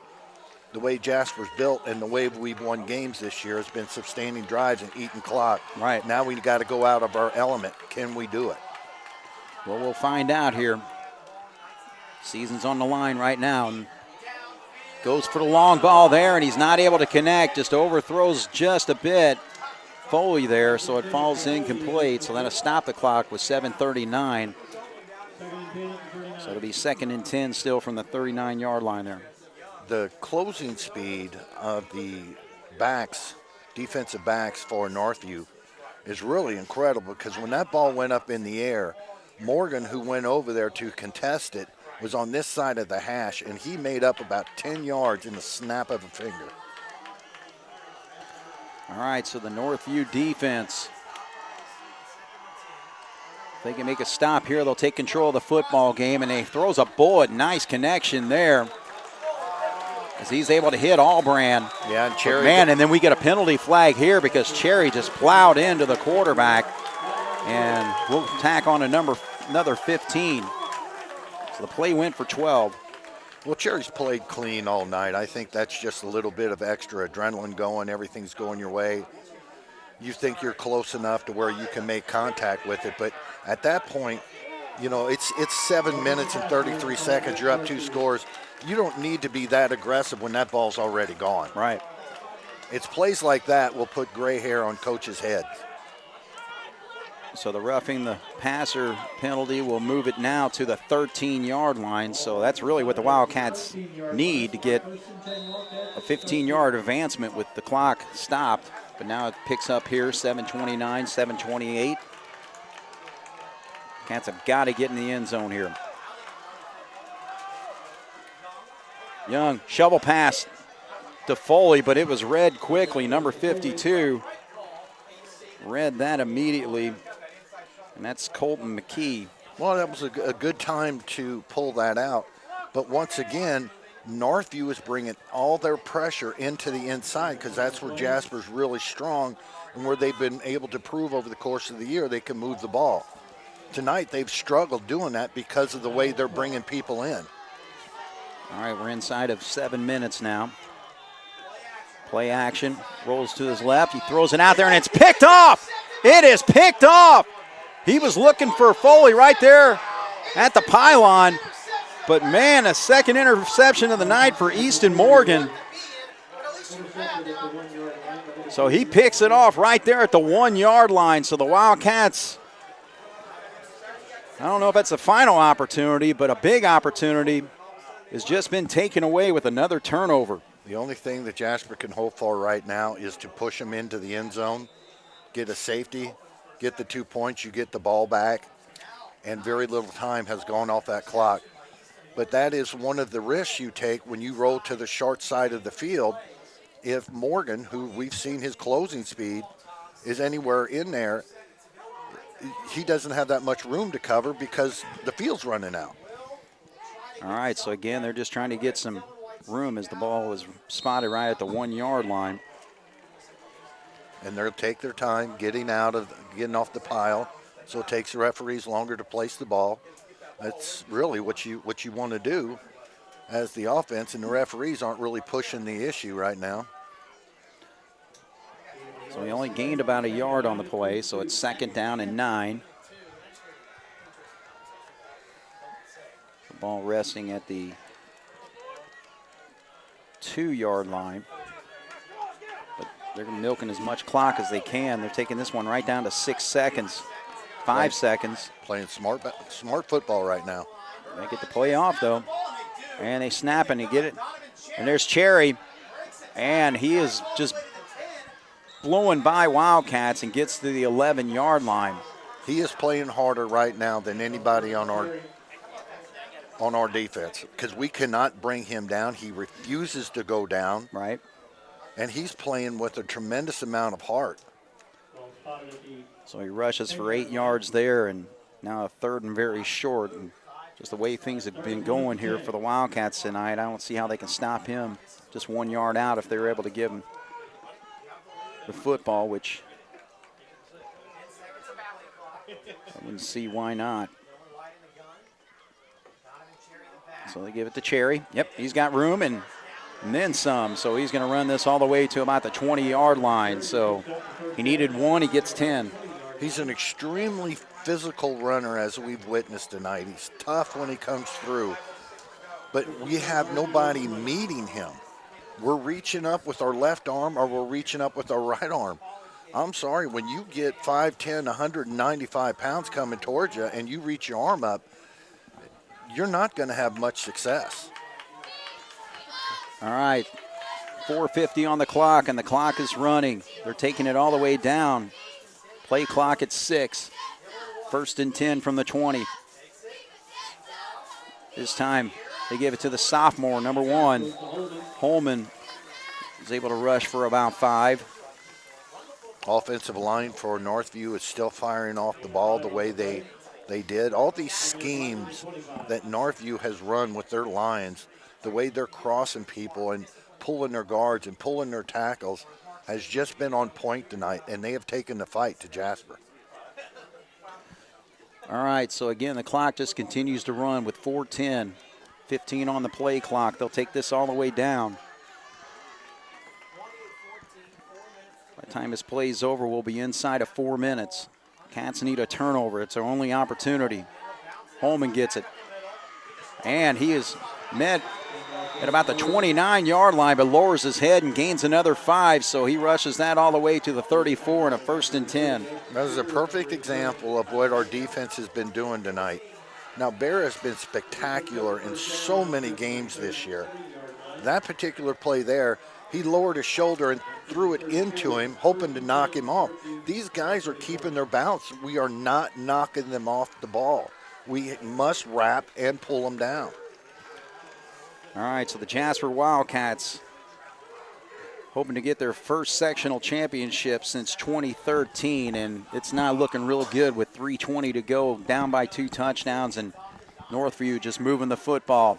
Cherry, look at him. Again, no stop. First down, and he takes it 9 yards and gets his helmet ripped off on the end of that play. And he picks up his helmet, and he just goes about his business. Inside of 3 minutes now. Yeah, the play was dead, so when his helmet came off, so they're not forcing him to go out of the game. Well, now they are. Yep. So he'll have to sit out for one play, but in play clock down to 10 right now. So they have to quickly get it called here. It's 2nd down and 1. Yep, and Northview's going to be forced to call a timeout. So, but they were still able to run that clock all the way down for the most part. So, all right, we'll take a break. 2:33 to go in this football game. Jasper down by 2 touchdowns, 28-14. Northview facing a 2nd and short when we come back. The Northview Knights going to be close to going to victory formation. And a quarterback sneak easily gets, no, did he get, I think he might have been.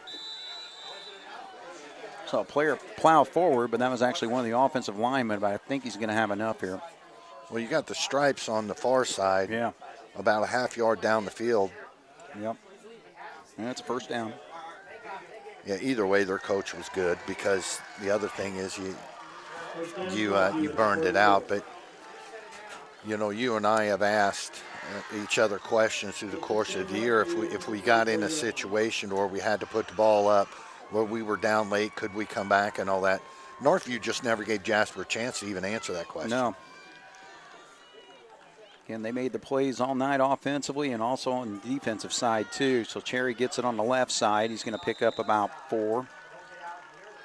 Inside of 2. We're just a few plays away from Northview just taking a knee. Time they snap his football, will be right at about a minute to go.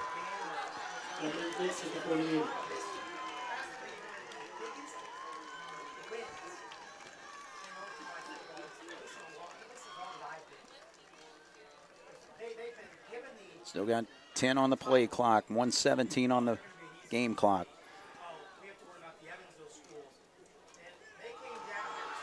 Yep, he gives it to Holman. Holman with a lot of energy, and he gets the 1st down, and that's going to be the football game. It's indicative of what's happened the whole evening. All right, so the number 3 team in the state of Indiana, 9-0 on the season and champions of the SIAC. They are going to fall to Northview, who came in ranked number 9 in the state, and they played like a top 10 team. There's no doubt about it. Not only was dominated this football game. Not only was Jasper number 3 in the state, when they threw everybody together, they were 22nd. And boy, oh boy, oh boy, did the number 9 look a whole lot better than the number 3 tonight. All right, he's just going to have to take, I think, no, that's going to be it. The final snap, and look at the celebration over there.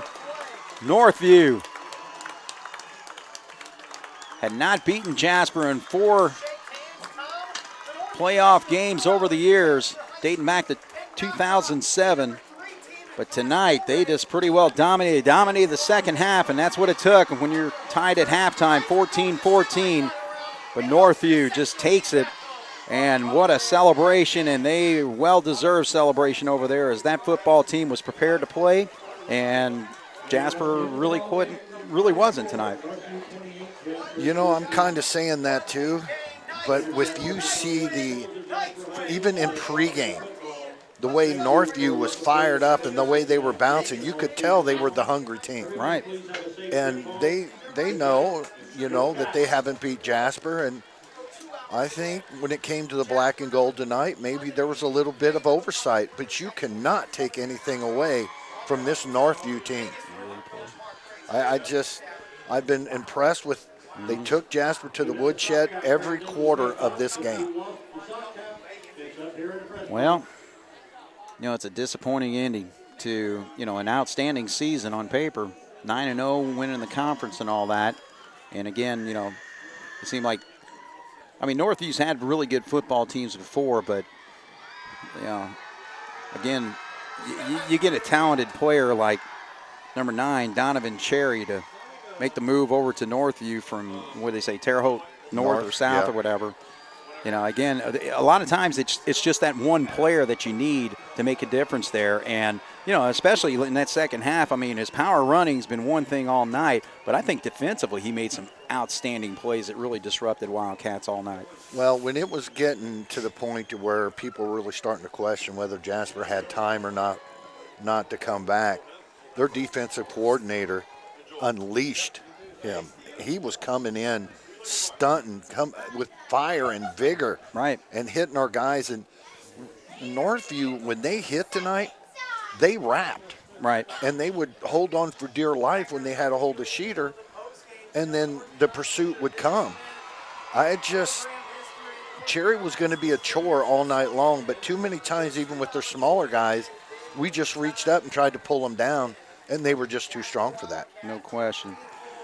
Well, and you just look at how things went here in the second half. We got the football to start with, but just couldn't do anything with it and had to punt. So it was a 3-and-out right there, and Northview was able to just march down the field.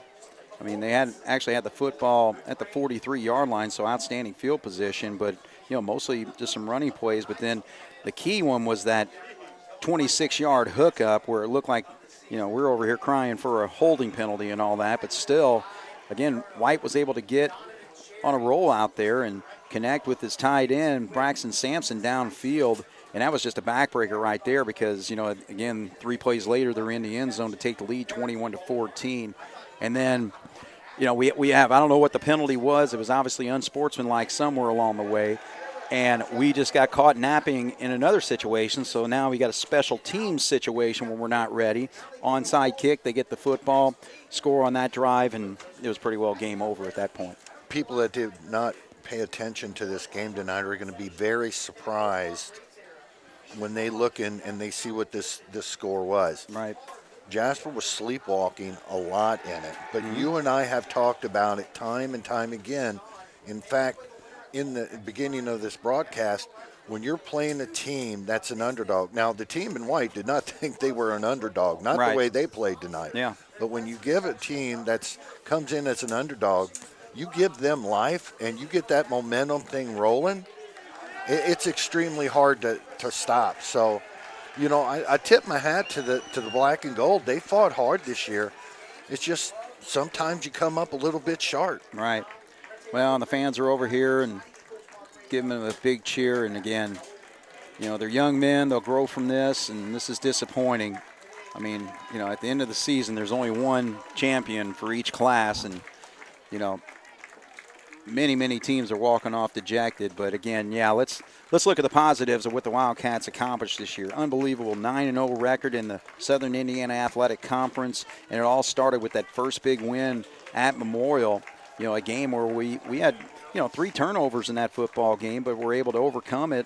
And won that game 27-19, and then just kind of went on the roll from there. I mean, we've scored some points this year, averaging almost 37 points a game, and only giving up 13. So, again, it's an offense that put points on the board, and it's a defense that pretty well held everybody in check until tonight. To put this whole thing in perspective on what they've accomplished, your brother Charlie, my brother Ron, who graduated back in the 70s, when Coach Ahrens, late in the 70s when Coach Ahrens was around, and talking to guys that's even played in the late 60s, early 70s that's still around, the pride that they were talking, the pride they had when they were talking about the Jasper football team. I know we've been in the Big Eight for a while, but I think they said it was back in the mid-70s when last time Jasper went undefeated in the SIAC. People are going to say after this game, well, maybe the SIAC was down a little bit this year. Whether it is or it isn't, the point of the matter is tonight Northview was the better team, and that's why you line them up. Exactly. Well, and, again, hats off to all these seniors, too. Again, Jack Albran, McGimsey, he had a touchdown reception, great catch on that play. Winesapple, it's disappointing that he had to go down early in the season with an injury. Cooper Ewing, he had actually a really good game going in the first half and an outstanding game against North. Ian Giesler, he made plays offensively and defensively all year. Ty Wiseman, I mean, my goodness, what a player he's been all year and on that defensive side and just getting after it. Cale Schmidt, Ashton Sheeter, Isaac Dave, again, disappointing for him. But Michael Beekler, Owen Wiseman, Jacob Potts, just outstanding all year. And then Gus Heichelbeck, kind of operating with the offensive line. Sam Leonard, an outstanding kicker all year. And, of course, Connor Foley, all the big plays he made.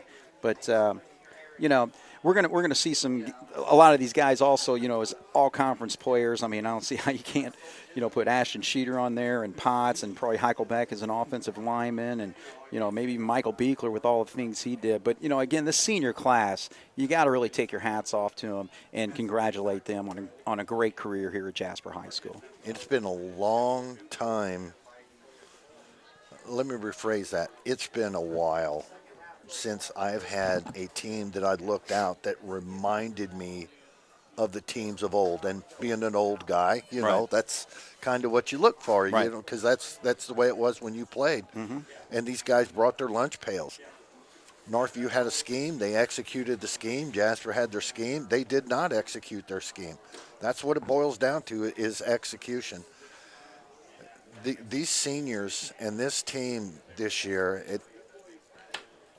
I'm really, really proud of them. I can't say enough about the effort that they have given. Going on the road, down at the Wrights Bowl and winning that. And they started off really tough, on the road. It's a tough way to end the season, but right. I'm proud to say that I was here to call these games. And we lost to a very good football team. Absolutely. So, again, we can't really look down upon that. Northview is an outstanding football team, and they're 8-1 and advancing for a reason because they can really play this game. So, but, again, this is a real proud program and a proud season that this senior class and this coaching staff and this entire football team should be really proud of their accomplishments.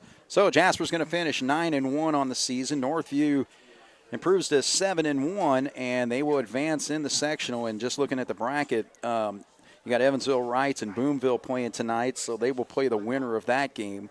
And that's one of those situations. I would say Wrights would have probably been favored in that game.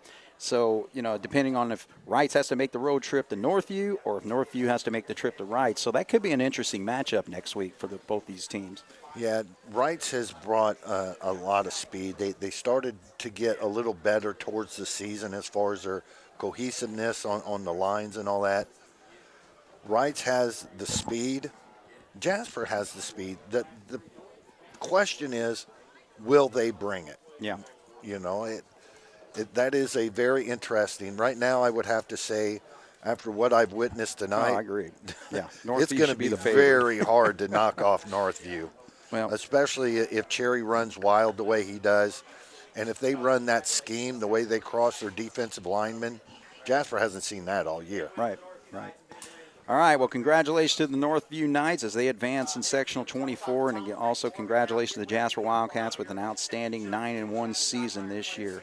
And thanks for Jeremy Marcos, outstanding job all season on the video. Bob, another season in the books, but always a pleasure, buddy, working with you. Well, my wife's going to get me back on Friday nights, so I don't know if that's a good thing or a bad thing. But unfortunately for her, I from my point of view, she's going to have to deal with me. But Craig, I really appreciate the opportunity to sit down here with you and call games like this on Friday nights. I appreciate the effort that Jeremy gives. I mean, some of these things that he puts together, and like over in Vincennes, I mean, good night. Right. If there was an award given out for MVP, he would have got it there. No doubt. You talk about a guy that's prepared. All right. Well, again, congratulations to this coaching staff, Tony Lewis, Teague Lewis, Joe Shelton, Gavin Licklider, Braxton Mann, Jared Land, Joe Buck, Keandre Peak, Matt Messmer, Dave Messmer doing a great job with the stats. Brian Sheeter also chipping in a little bit. And, of course, grad assistant Zach Beckman. So real proud of this coaching staff, this football team, but it comes to an end. So for Jeremy Marcos and Bob Welp, my name is Craig Schneider. This is Wildcat Football here on 18 WJTS. Good night.